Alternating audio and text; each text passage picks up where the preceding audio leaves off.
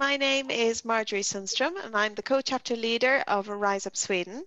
Today I'm speaking with Monika Hilm, the author of Put Your People First and the Rest Will Follow, a book that simply presents a strategy to make hotels a more happy, inclusive and fair environment, backed up by real-life experiences for people throughout the industry. So Monika, you're very welcome.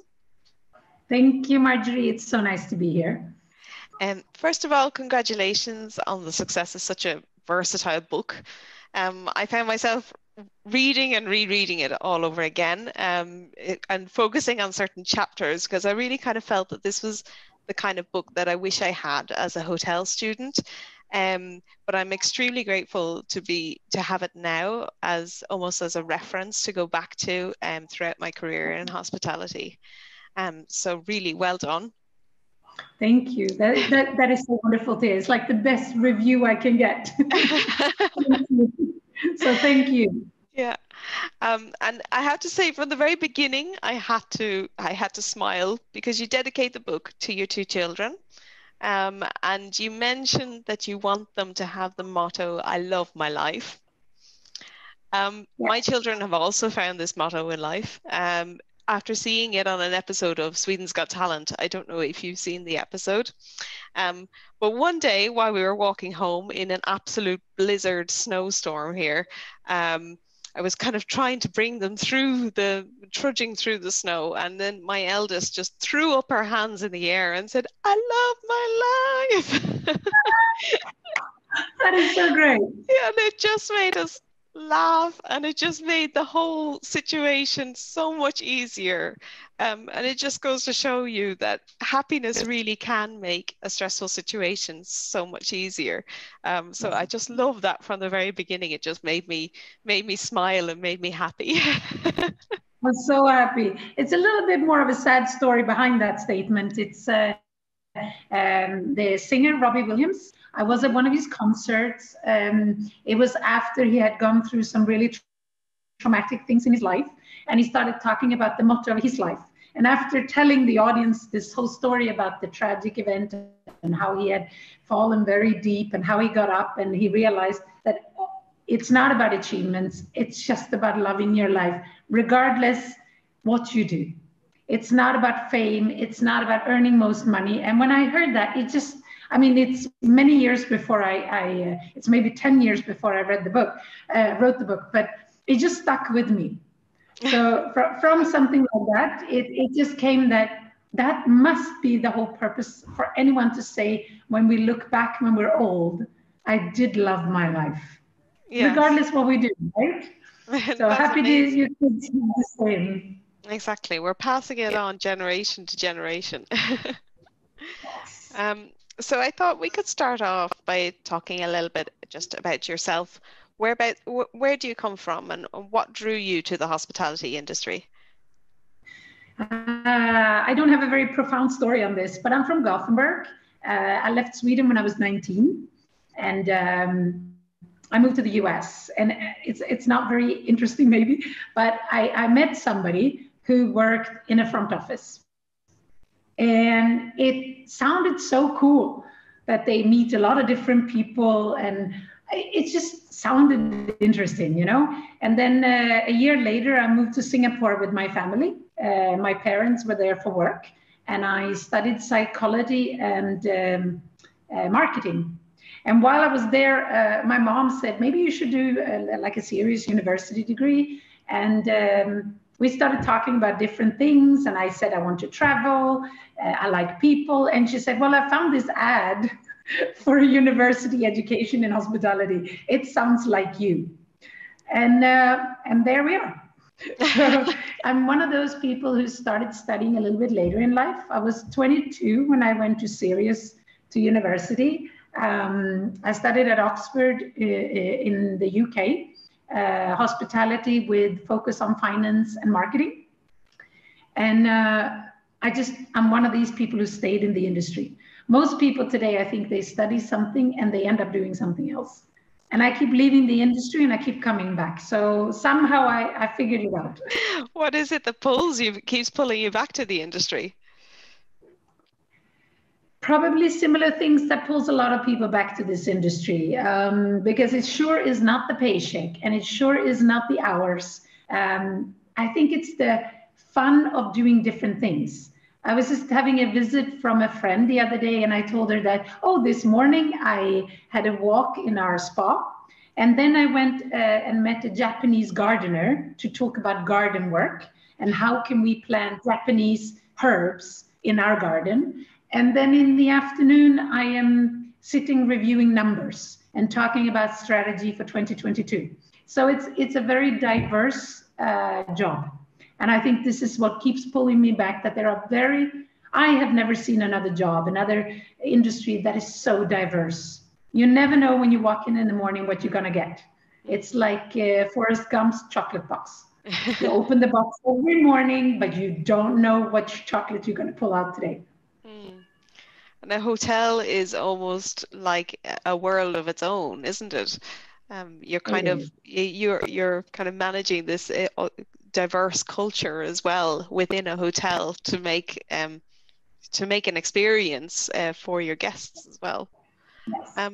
So tell us what on your journey in the hotel industry made you write this book. Well, I'm not a professional author. I wasn't intending to write a book, but then I was managing 3 independent properties in Prague from 2012 to 2016. And in 2016, I sold the hotels for the owner. And when you sell your workplace, you don't have anywhere to work. So I was without a job.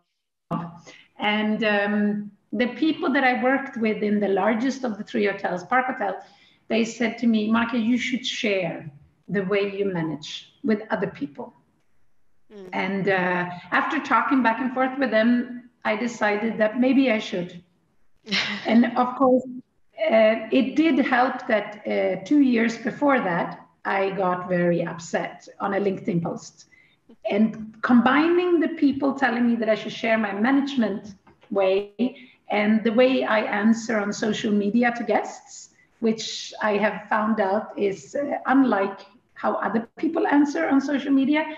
Those 2 things combined just led me to start talking to people this is what I love about LinkedIn. You can sit in Prague and you can talk to people in Australia and Canada and Chile on the same day. It's amazing. So the network within LinkedIn was a great supporters as well. People out there telling me, yes, you should talk more. We want to know more. So I dedicated the year 2017 to writing my book. And amazing, because now in 2021, the world is so virtual, and we're all seeing the benefits of Yes. being so easily connected to the world from our homes when you can't travel outside your door. Well, what was it? What was your initial reaction that you got from the LinkedIn post? If we go back to what exactly your LinkedIn post was about, for those who don't know.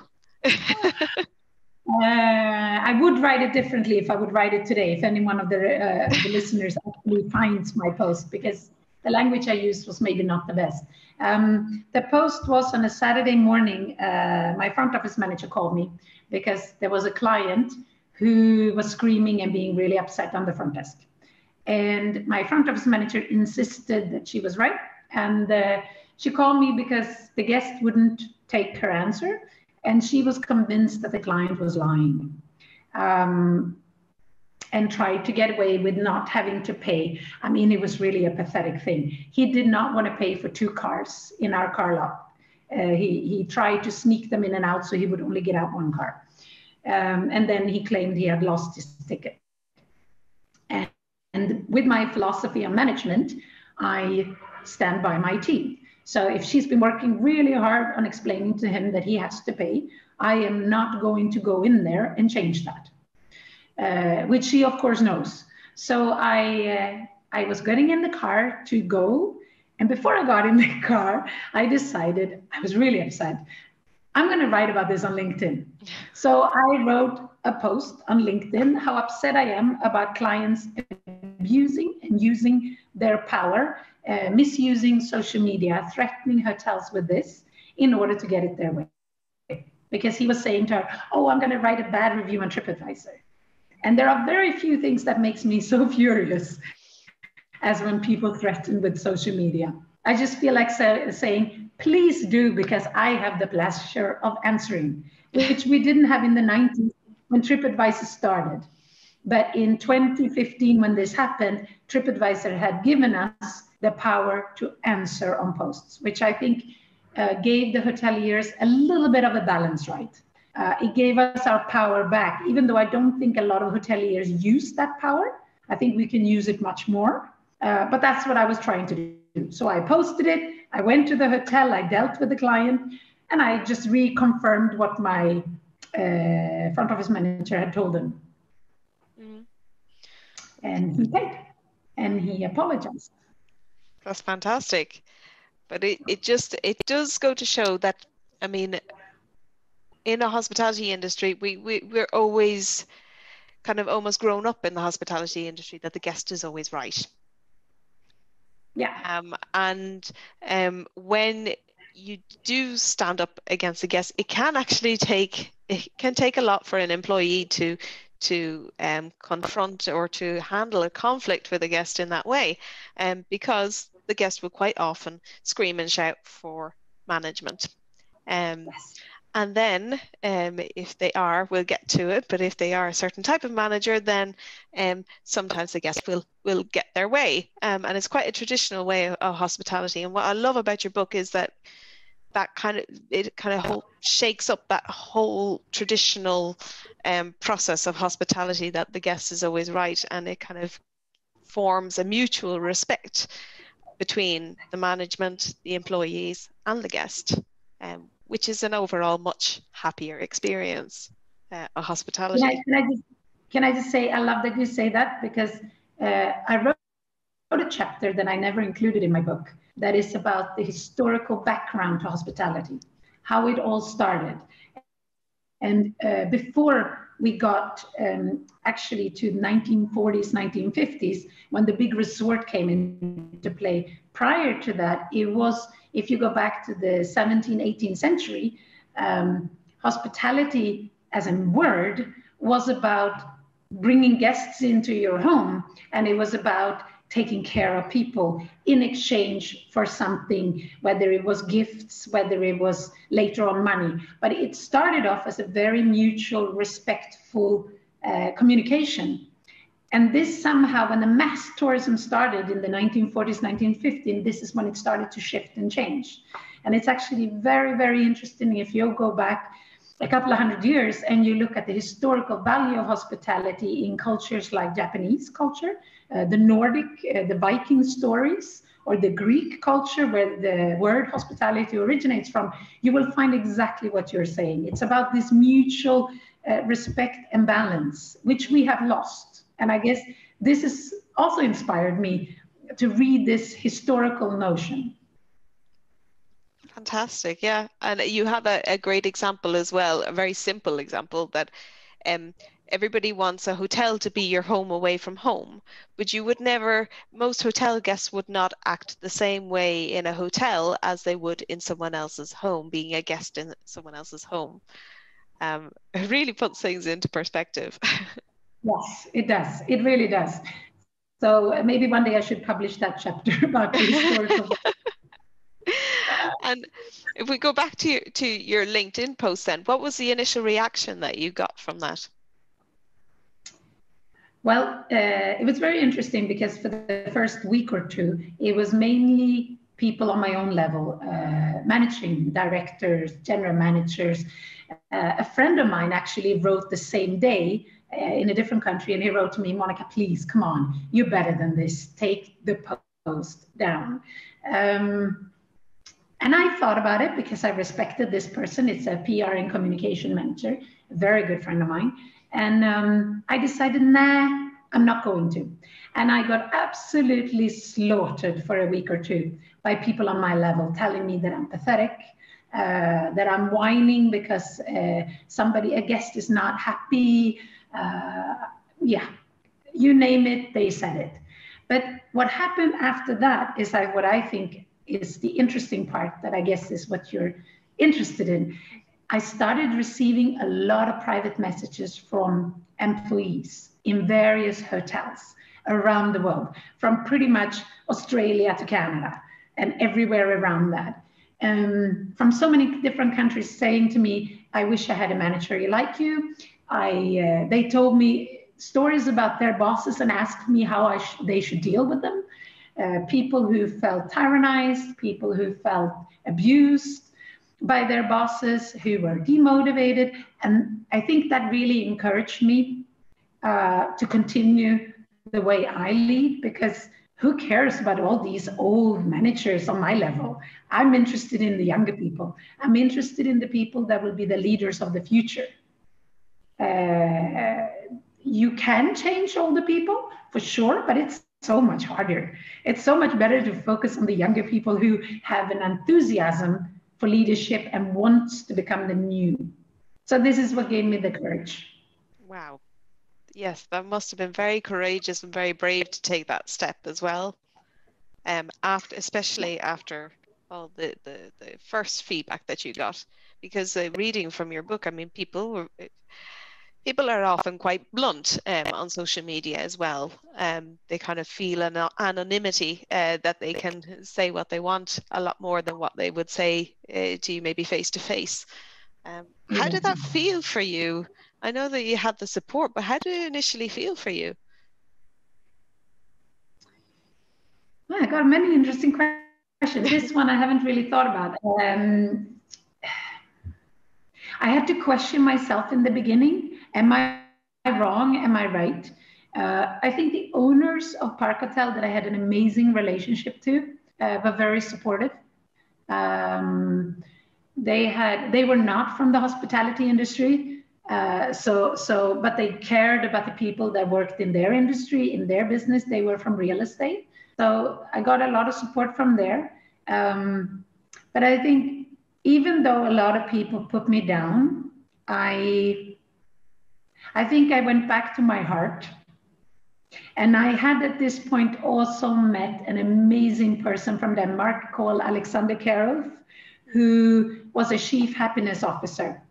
And I had attended a course with him. And that helped a lot, meeting people from other industries who created my own little network that supported me in this. People who were not from the hospitality that thought it was insane. And so many things that we do in our industry, if you run it by somebody from outside, from another industry, they really think it's crazy what we put up with. I think these things combined, and I try to, even though it hurts, some of the comments really hurt. I actually got a couple of comments that was posted on Park Hotel's social media page, got pulled down by Google because they were so nasty towards me. The language used was beyond acceptable. So I actually managed to get Google to pull them down.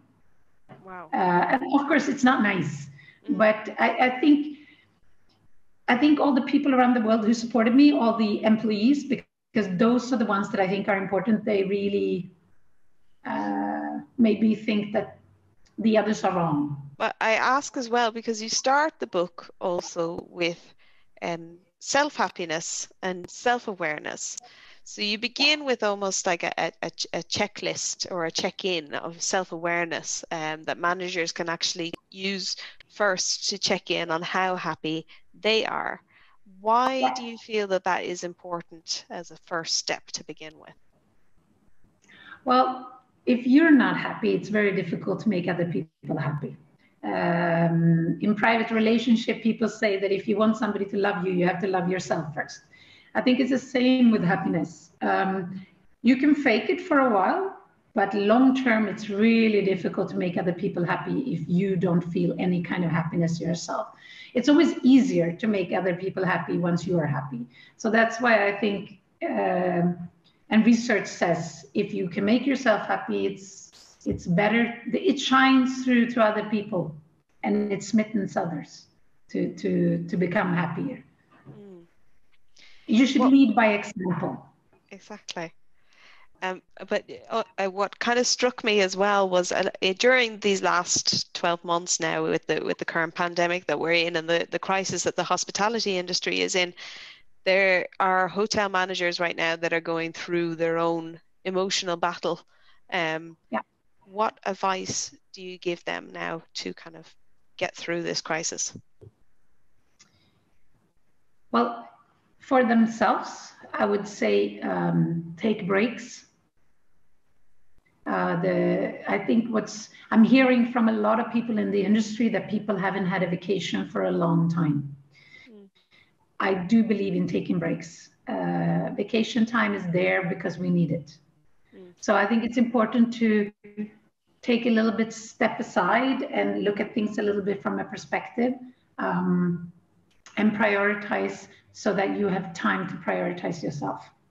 I think that's really the number one. Take time to prioritize yourself. Go out and exercise. Do something for you, because then you will last much longer, and you will not walk into the wall, and you will not burn out. That would be really the first thing I would recommend anybody to do. Mm. It's very extremely valuable advice, I think, especially now when the world is starting to open up a bit. Hotel managers can actually get completely kind of overwhelmed as well, especially when you're on minimum staffing. So it is also important to take that step back and take a break for yourself. Yeah, and it's also dangerous because I'm hearing more and more that people are finding it really difficult to find team members, because we have lost so many people that has left the industry because of this pandemic, and we might have lost a couple of not generations, but a couple of years, people who by now should be looking at joining the industry who will not. Coming out of university, coming out of high school, who would normally go into our industry, but because of what happened over the last year, they will not. And therefore, we will have a shortage of people. And this is why I think it's even more important to take care of yourself, because you will last much longer, and then focus on empathy for your people. I had somebody who told me the other day that this pandemic has brought out the worst of us in this industry. There has been so much focus on the numbers. There's been so much focus on the finances that we have completely forgot the empathy for the people. Unfortunately, I think this is true. And it saddens me, because my whole concept is, if you focus on the people first, the numbers will be better. Exactly. And this is most important when you're in the middle of a pandemic. Unfortunately, from what I'm hearing, this is not what's happening. And that is really sad. Yeah, you outline as well when building a culture of happiness in the book. You outline 5 key points: fairness, trust, results, relationships, and purpose. With fairness, you focus a lot on allowing employees to decide. What challenges do you think that brings? Allowing the employees to decide themselves, like things like scheduling for operations, for example. Yeah. Well, if I can just say first, with fairness, it's the basic foundation of anything that you do. If you want to check how you are doing as a leader, start by looking at your fairness points, because all the other 4 points become absolutely useless if you don't start with fairness. Fairness will not make people happy, but it will make them extremely unhappy if it's not proper. It's better to have a nasty boss that is fairly bad to everyone, because that will unite the team, instead of having a boss that is super nice to one person and very unfriendly to another person. That will cause a lot of issues in the team. So this is, I just wanted to put that as my basic thing. If you just need to do one thing, look at that.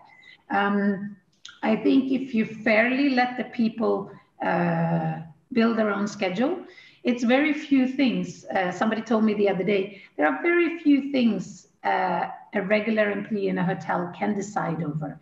They have checklists what they need to do. They know exactly what they need to say. maybe not the words, but the concept of what they need to say. So there are very few things that the individual employee can decide on. But one thing that they can decide on that I think especially the younger generations find so important, it's their time. I'm fascinated how many people that want to work 80%. They don't want to work 100% because they have something they want to do in the middle of the day. That is their passion outside work.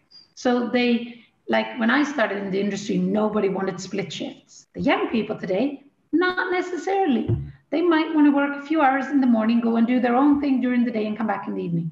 The relationship to split shifts is completely different than when it was in the 90s, when I started. So I think by letting go and letting the people suggest when they want to work, and then the manager work around that, will actually create a more fair schedule, because the manager will always have a few people that they prefer over others. This is just human. So your inclination to give them the better shifts that they prefer is so easy. It's such an easy trap to fall into. So I think it's just a matter of take the leap and see where it takes you. It's interesting as well that you bring that first point there as well, that they're all interconnected, because I suppose with fairness, you develop trust. So if employees, for example, are allowed to decide their own hours, then they in turn build a trust with the rest of their team that, okay, this person can't work weekends this weekend. I'm going to hop in and take the weekend for them. And then they're going to get my back the next time as well. I mean, I remember having a great boss like that in London, where we all made sure that nobody was kind of snowed under with work. We all helped out, and that built such a sense of trust in the team. Isn't it amazing?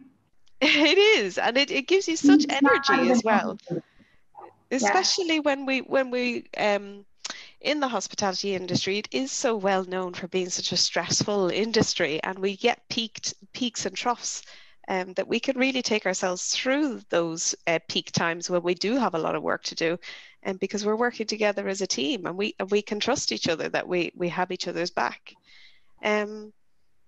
You also mentioned with trust, which I thought was interesting, is that we are often taught to lie and to cover up. There's a sense of, like we were talking about that earlier as well, about dealing with conflict with guests. There's that sense of feeling and fear.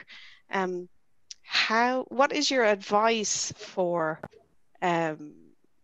people in working in hospitality, to accept that feeling of fear, of vulnerability? I mean, it starts with the leadership.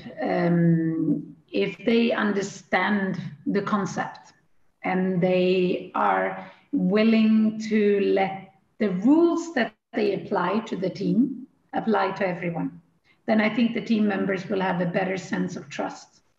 And I think that's really where you need to start. Look at all the rules. How often does management break the rules versus how often the employees are allowed to break them? And this is where I would really, because if management breaks them, then maybe consider why you have the rule in the first place. Maybe make it easier for the people, and then you will have a better trusting culture. I can see that where I am right now. If I support their decisions, it goes better next time, which saves me a lot of time, to be honest, because they trust that I will back up what they are saying. And it also saves them a lot of time. And I think the clients can feel and can also trust us. You see, it's like stones on water. The rings on the water just grows wider and wider, because if you trust the employees, they will give that energy to the client, who will also then trust what the employees are saying and complain less, in a sense. It's all one big circle. It is all essentially a community as one. The guests are just as much part of the hotel as the staff are, and vice versa. Which brings me Absolutely. to a point that was really interesting when you talked about relationships and the question. You highlight the question very specifically: how can we help you? That's something that we ask every guest every day. How can we help? How can we help? How can I help you? It's when Exactly. you answer the phone even. It's how can I help? Um, Yeah. but how often do we actually ask our team? I mean, that is just it's what was going through your mind when you were focusing on relationships? Ooh. Um, I'm not sure what I mean, it is a few years ago since I Yeah. wrote it. I don't know if I remember exactly what went through my mind when I wrote that, Mm, but I know when I discussed relationship, the happiness at work community, and they said, this is one of the key points together with results. And every time people talk about relationship, it's about empathy and support. mm, So how do you best support somebody? Well, I can guess what you need. mm, But 9 times out of 10, I might be wrong because I'm not in your head. So mm, asking somebody is always the fastest, and I like fast solutions, always the fastest way to figuring out how to best support somebody. Whether they are in a tricky position privately, they are challenged at work, people that are not performing, it's better to ask them how they think they are performing than to tell them. If you tell people, they will become defensive. mm, If you ask a question, people will think that you're curious. And curious people will always find out more. I mean, this is the wonderful thing about children that we were talking about earlier. I love this stage of the why, right? So my children were not so old when I wrote this book. So maybe that's partially influenced as well. They ask a lot of questions. Why, mommy?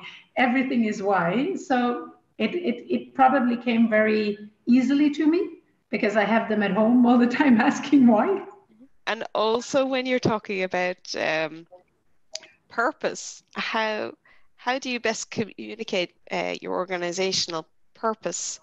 Like you say, not to the team. How do you kind of get the team involved and on board on the purpose? There are many ways to do it. I think I quote in the book, like I said, it was a while ago. I quote two friends of mine from Holland that has written a whole book just on purpose. There's also the famous Simon Sinek on the purpose. There are so many different ways how to do it.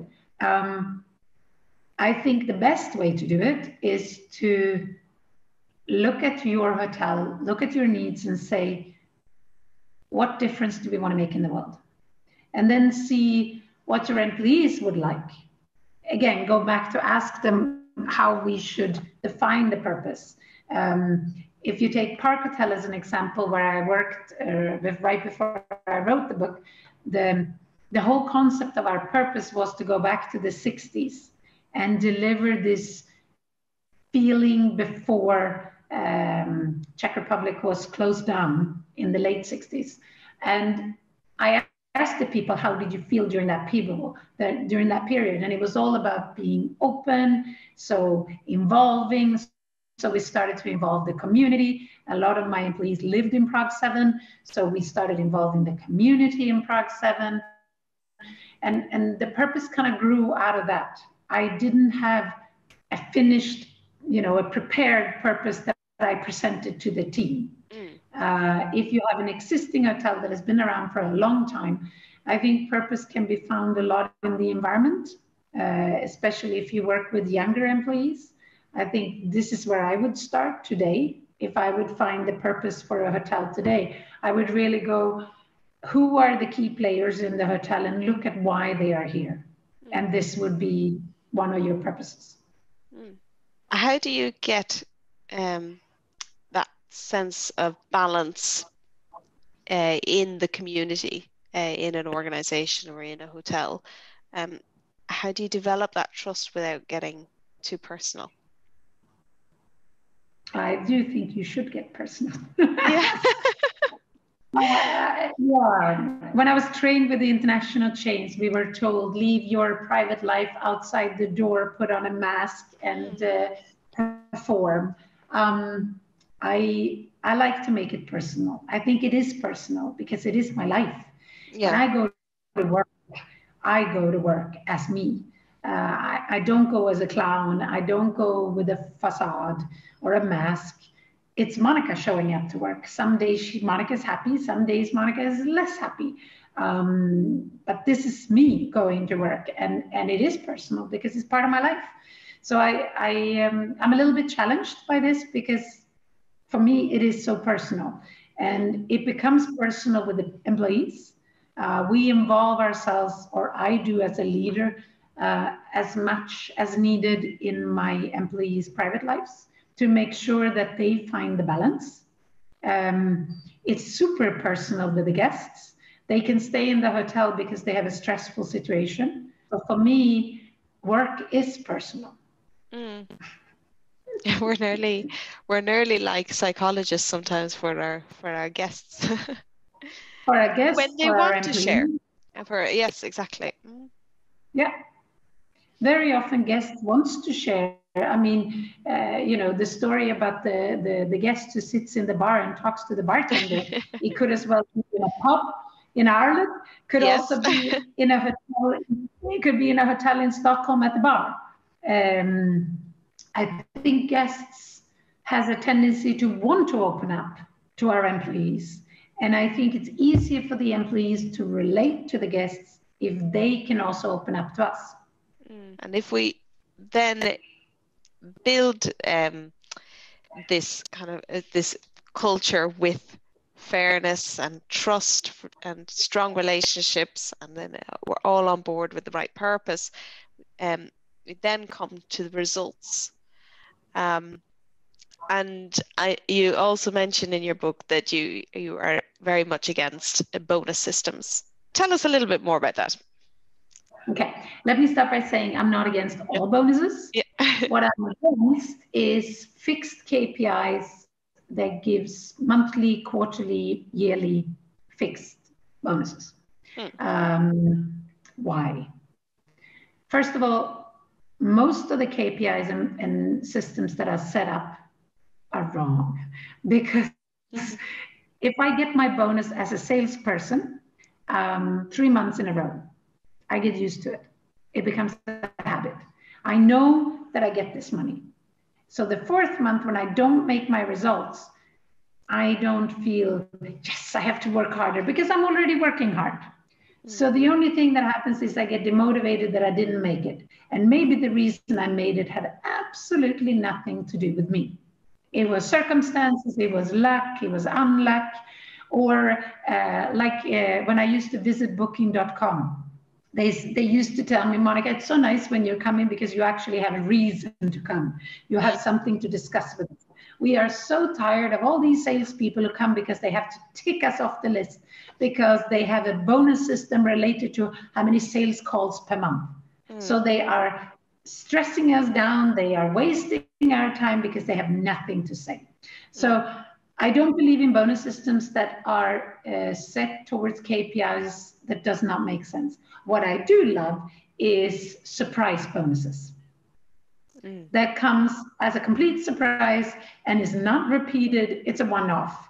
And whether that bonus is financial reward in an envelope, applauded in front of the team, or if we stand at the employee entrance and serve waffles when they arrive at 6:30 in the morning, which I have also done.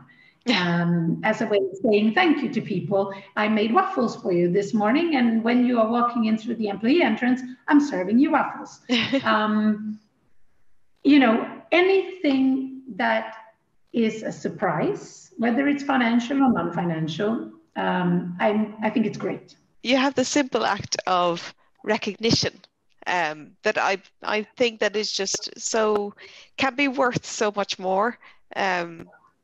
Because during stressful times, it can be a lot of focus on the negative. And simple recognition can, in any form, can actually drive and build like we say, with trust, fairness, and relationships. It kind of everything is all intertwined. So that's why I say this is like a fantastic handbook to be able to go back to in your hotel strategy, because everything is, you kind of see, okay, where is it that I am falling here, or where is it that I need to work on? What points do we need to focus on here? Which is really, really fantastic. But we can't talk about the book and not mention the famous Tyrannosaurus Rex leaders. Again, coming out of having a son that is 4 years old at the time, loving dinosaurs. And telling me all about the different kinds of dinosaurs. But yeah, the T-Rex leader is definitely one of the reasons why I wrote the book. And those leaders are also the ones who creates our horror guests, unfortunately. And we've had a lot of them over the years. I think we've all met a T-Rex leader in our time. And tell us, how do you identify a T-Rex manager? It's somebody who talks a lot. It's somebody who doesn't listen. It's somebody who knows the way and dictates the way to others. Simply put, that is, I would say, the most extreme cases. I remember having a general manager quite early on in my career who used to slam his hand on the reception desk and scream, "Smile," and all the receptionists should smile, and it was the most weirdest experience ever, because he wanted us to smile, and that was his way of motivation.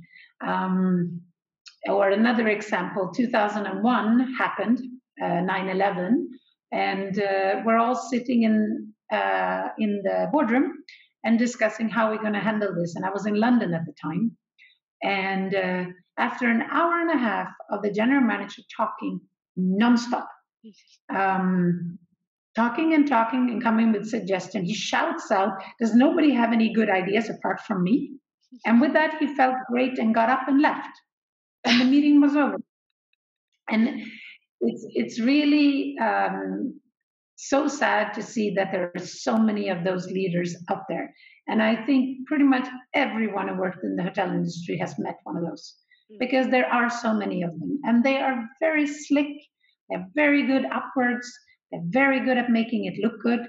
But downwards, yeah, I think with this, if I can say something that I think is really awesome, I think the younger generation today, they don't take this. And I love it. People criticize the younger generation so much. And I envy them. I look at them and I'm thinking, all these things that I've accepted from these leaders that have been screaming at me, doing things to my colleagues, all sorts of abuse, because in principle, it is abuse. These young kids, they don't take it. And I just love watching them standing up and saying, "No, this is my workplace, treat me nice." I admire them so much.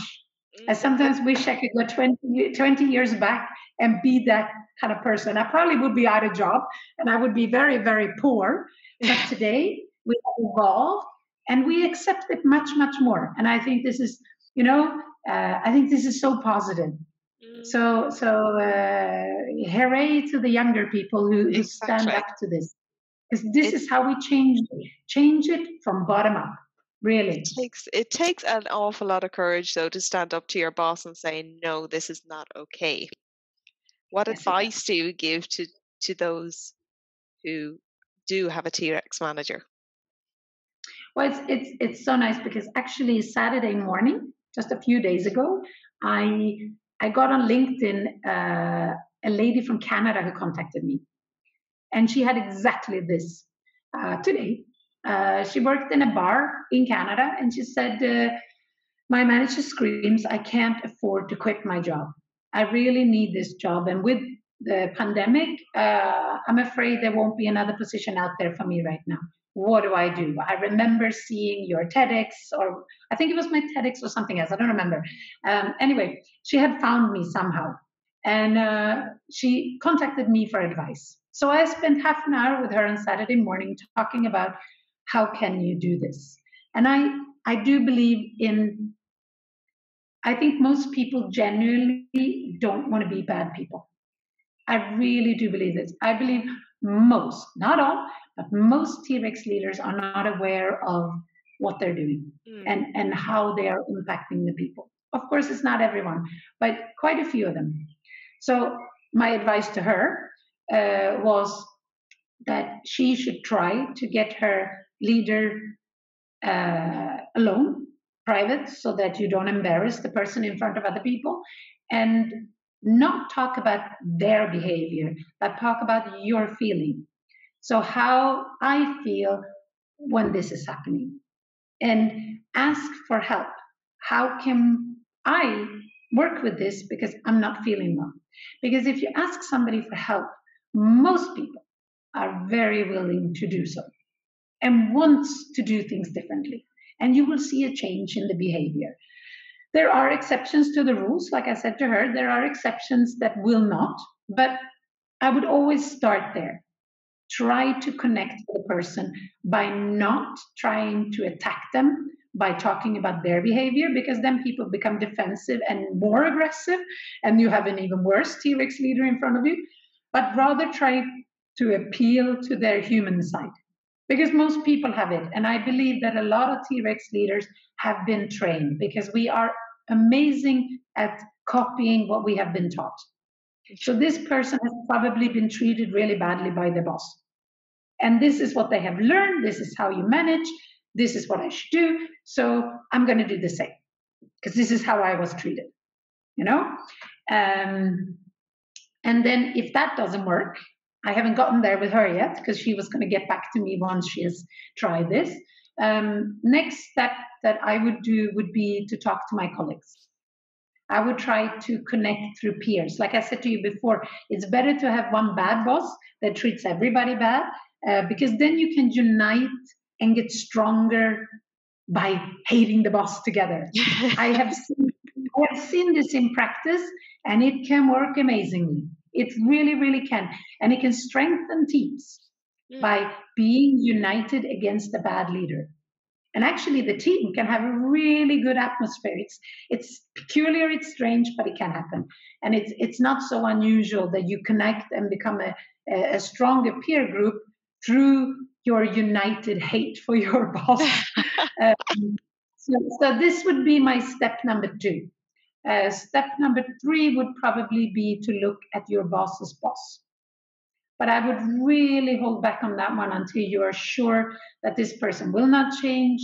You cannot get peer support because the consequences could well be that this person has hired the person who's your boss and will therefore become defensive and upset that you're criticizing this person's choice of person. So I would be very cautious before I go down that line because that could lead to your dismissal. So I would just be a little bit careful with that if you're in an environment where you can't afford to lose your jobs and there are not a lot of jobs out there. Yeah. Because there are so many things that people say, oh, quit your crappy job. Yeah, well, reality is we might not be able to because we need to put bacon on the table. So that would really be the 3 steps that I would do. Very, very good steps. I think hopefully it will spread some hope and some happiness for people who are dealing with T-Rex leaders at the moment. If we focus on the future, then we can clearly see from this year that we've had in the hospitality industry that happiness is it's a pure emotion that we've all underestimated in times of crisis. And in your book and in this conversation, we could definitely see that you're very passionate about the emotional aspect of leadership. How do you think that this has evolved since writing your book in 2017? It hasn't evolved as much as I would have liked it to. That's definitely number 1. I think this pandemic has done quite the opposite. It's really brought out the worst in a lot of people, out of their own fear, out of their own panic, because this is something we have never seen before. So we have been forced to make decisions that we have never wanted to make.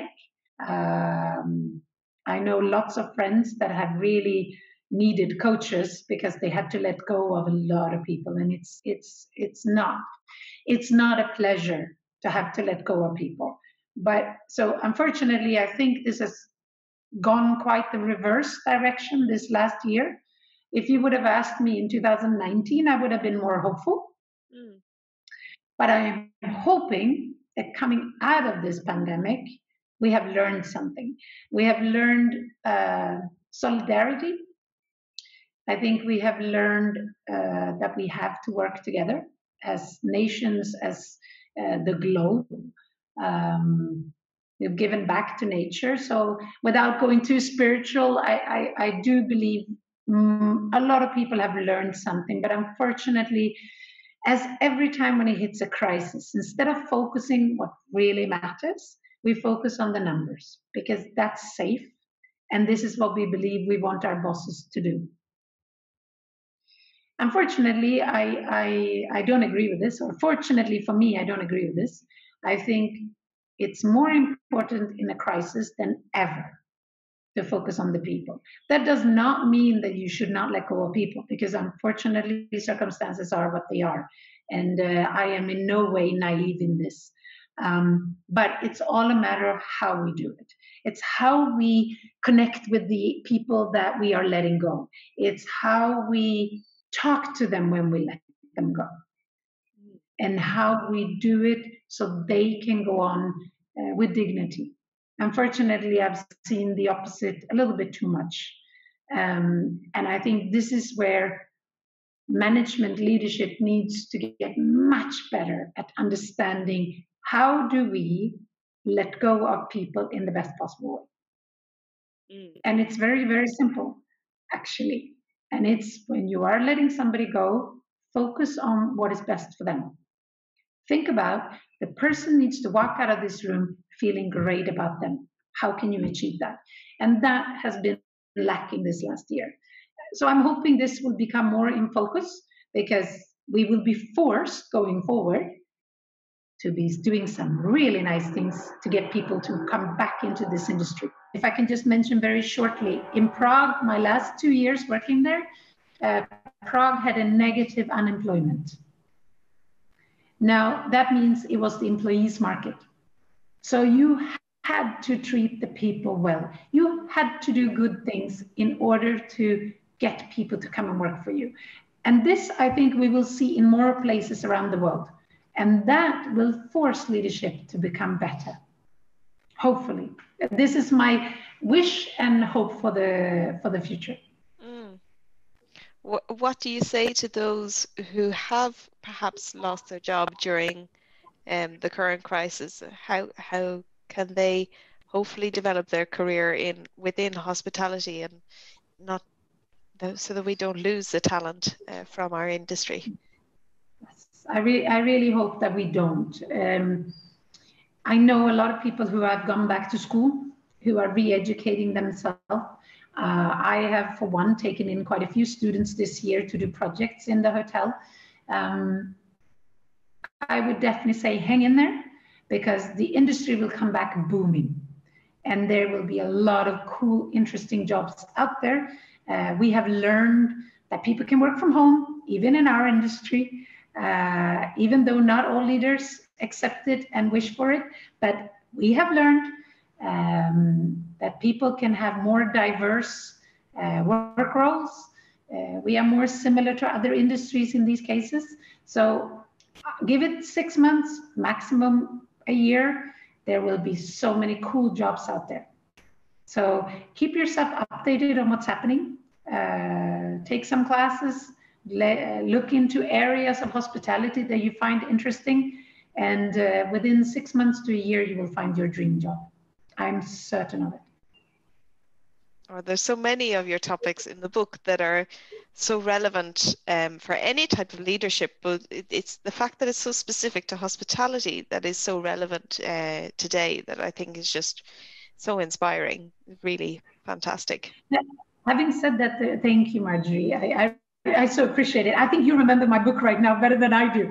But also quite a few people from outside the industry who've read the book and said, this can apply to us too.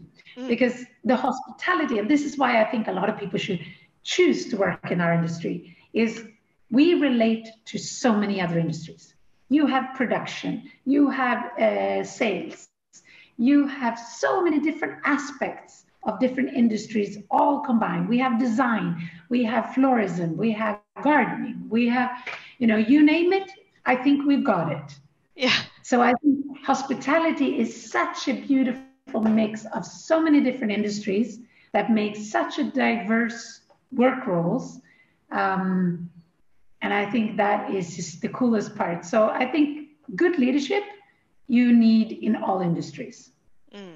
Absolutely. Thank you so much for talking to me today. And we thank you everybody for watching us and listening to our conversation about Monika Hilm's Put Your People First and the Rest Will Follow.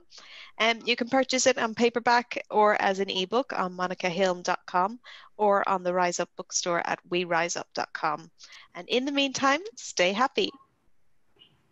Thank you so much, Marjorie.